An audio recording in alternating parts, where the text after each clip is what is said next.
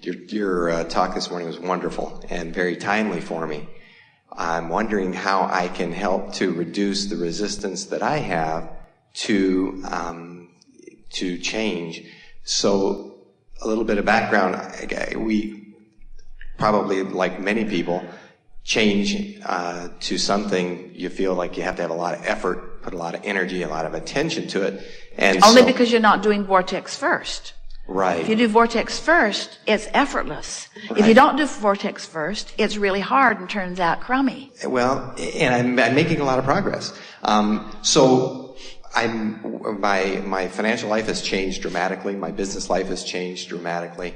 I'm making the improvements, and it's like the change is happening, and there's a tremendous amount of effort that goes into accomplishing that change. And so when I listen to you talk, and I realize... What kind of effort? Actual physical effort, get up early, work late, do whatever I think feels like in the past it takes effort to accomplish something. And so rather than... I'm trying to allow things more than make things more. So when you're talking about change, give us just a little bit what you mean by change. In other words, are things changing for the better? Yes. And that's not hard to take, is it? No. So, but there's something underlying your conversation when you're talking about change. I think what other things have changed? What other things have changed? In the past, I used to maybe not come to a seminar here on a work day. I might not have done that. So I'll do that. Most didn't. Right. And yet, somehow there's a feeling that I would like to reduce that feeling of there'll be a price to pay for that, or I'll have to work extra hard to get caught up as a result of that. And that's where I'm making the changes. I'm feeling the improvement, but it isn't coming as easy as I know that it should be. Well, one of the things that is most hindering to most people is in change. The reason we ask you if it feels to you that things are changing for the better. And it does. So if things are changing for the better, then you're in this positive flow. In other words, your anticipation is in a place where you're not introducing resistance, which equals struggle and effort. But because you're feeling some struggle and some effort, it lets us know that there's some awareness.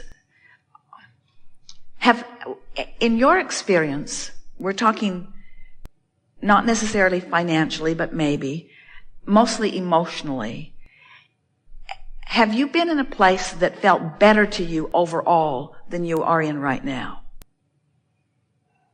Was life easier? Because you're talking about effort.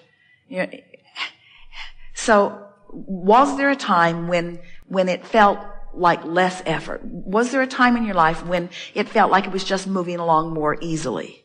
I would have to say probably yes. We would say certainly yes. It's all right. It's true of almost everyone.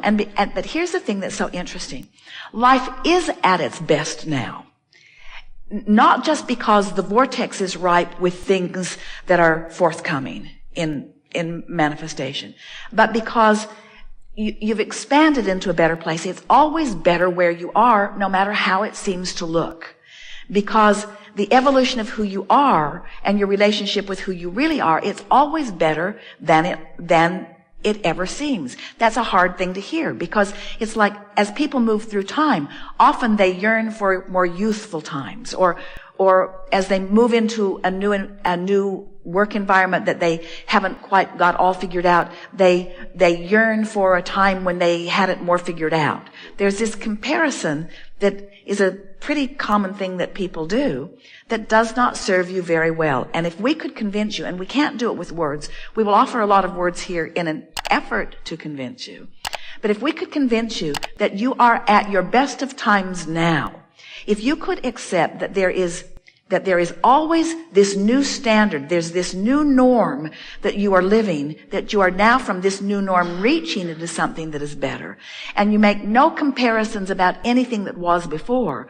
You would release a great big wad of resistance, and you would feel energy begin to move, and when energy begins to move, the effort factor can come way down. Because what the effort factor is every single time, we love telling you this, whether you can hear it completely or not, the effort factor is always about bucking your own resistance. That's what every bit of the feeling of effort always is. It's about bucking resistance, which only exists because there's contradiction going on in your vibration. And there's something about, we've used the words, a lot of people have, but we've used the words making peace with what is as a way of beginning the explanation of this, that as you accept what is as what is, this is where I am. And then you diffuse it immediately by saying, it's where I am, but it's temporary because the vortex is really where I'm going. We offered the best analogy that we've ever offered recently about you get your new car, and while they're building it, you say to them, you know that windshield that you usually put out there? I want it in the floorboard. Don't even put one out there because I always look right where I am. And so I'm just going to be looking where I am and hoping for the best because, and of course, relative to what you're doing out on the highway, you know how ridiculous that is. Looking where you are is too late. It's too late. You want to be looking where you're going. But it's not, we don't mean it in the sense that what we mean is you want to look out there where you're going because that's where all the joy is. That's where all the alignment is. That's where all the energy is. And that's where the effort factor isn't. Right. And as I hear those words, one of the things that I think about is like, I own a piece of property up north, and someday we want to build a cabin and spend some time up there. And while I look at that and that feels good, there's this underlying tension about, okay, I'm going to have to do the planning, and I'm going to have to put a lot of effort and energy into creating this. And then once we get it up there, then there'll be the time to get away, which will take away from my time at work. And there'll be this challenge. And I know when I feel that's not right, but I'm not sure how. But you see what we are so appreciating your candid words, because what you are demonstrating here, first of all, everyone relates to it. But what you're demonstrating here is a human person who has been creating primarily through action. Right. Who has not yet tapped in to the knowledge and the advantage of the leverage of the energy. Right.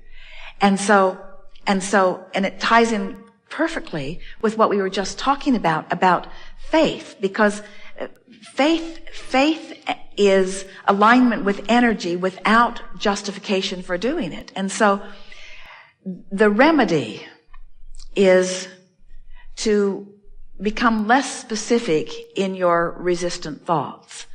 And the way you become less specific in your resistant thought is by becoming more general in your resistant thought. For example, I'll figure it out as I go is a general thought. A specific thought is building a cabin is a lot of trouble. And it's going to take a lot of planning, really specific thoughts. Right. And just making sure that the zoning is right for it, and figuring out what we're going to put there, and figuring out how to get the utilities in that we really want, and figuring out the size of it, and being able to plan for our life down the road. And is it really where we want to put our time and energy? Specific.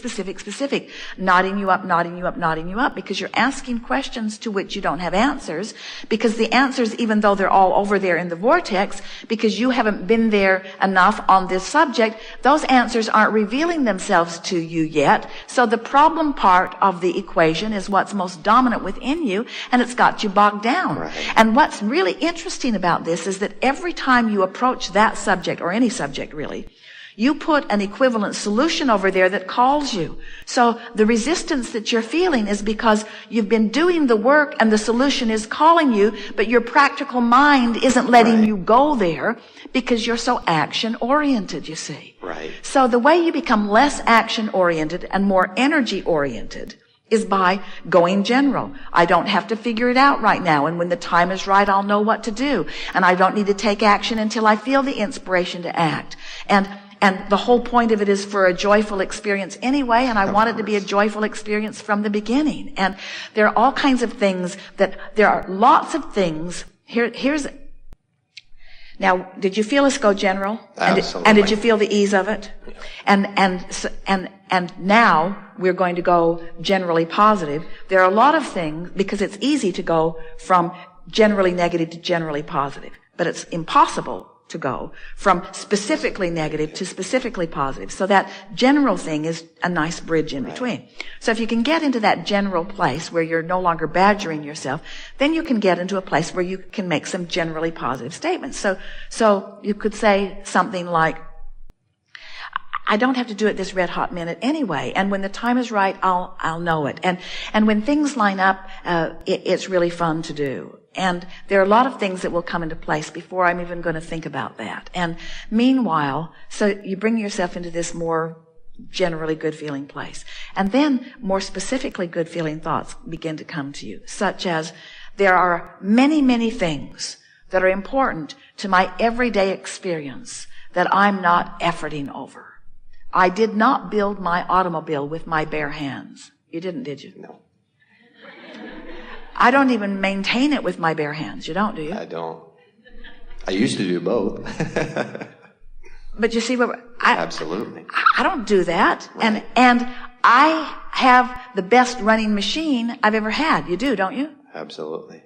So now you're specifically acknowledging what you were general about before, and now the not's gone because you don't have to think about it right now. And when you're ready to think about it, there are all kinds of people who are ready to step in, who know exactly what to do in all of those places. And when I'm in the vortex, we're speaking from your point of view, and when I'm in the vortex, they will be revealed to me, one coming just at the right time, and then the next, and then the next, and then the next. So it's going to be this unfolding with me, the creative genius, and everyone else filling in and doing their harmonic parts. And the whole thing's just going to be a wonderful experience. And now you've left that cabin in a better place than it ever was before. You took it from a place where it badgered you, and you left it in a place where at least it's not yelling at you anymore. It may not be making your heart sing yet, right, and it may not be inspiring you to action, and you may not be wanting to go up there and dream about it and draw the walls in the dirt yet, but at least this brief conversation moved it to a place where it's no longer a point of resistance. So now your dreams about the cabin are not being contradicted by you. Not right now. Right. And when your dreams are not being contradicted and there's no resistance, that means the cooperative components can begin to be amassing, and you are now not an uncooperative component, which must mean you must be a cooperative component, which means now the thoughts and ideas will begin to occur to you. So you'll get in on this joyful creation. You see how I've heard you say it so many times, get in the vortex, and as soon as you were speaking, it just kind of realized that that's not what I was doing. It's just so annoying to have someone tell you to get in the vortex when you're not in the vortex, because you just want to shout, if I could be in the vortex, don't you think I'd damn well go there? Don't you think I would be in the vortex if I could be in the vortex? That's the whole point of this conversation. I want to be in the vortex, but I'm not in the vortex. And we just want you to ratchet it way back. But the tools that we give you are about be less intense. When you know that you don't be in the vortex, try not to be so vividly what you're being. That's the whole point. Don't be so vividly what you're being. And if you'll stop being so vividly what you're being by not talking to somebody about it, not adding power to it, not drawing pictures about it. In other words, don't blog about it. Don't spend time talking about what bees that you don't want to be. There are people who say, you've got to face reality. They're saying that to Jerry right now. You need to talk to us about what's going on with you. And we say, or not. You want millions of people focusing upon what is when what is isn't what you want? Right. We don't think so. In other words, when you don't want to think about what is, do you really want to talk to a whole lot of people about what is when you don't want to think about what is? You want to become more general about it, not more specific about it. More general. The more general you are, the less resistance there is. The more general you are, the more resistance there is. Now, sometimes people will say, but I thought you said I'm a deliberate creator. And now you're telling me to be a general creator. We say, be general when your creation is crappy. Be specific when your creation is really pleasing you.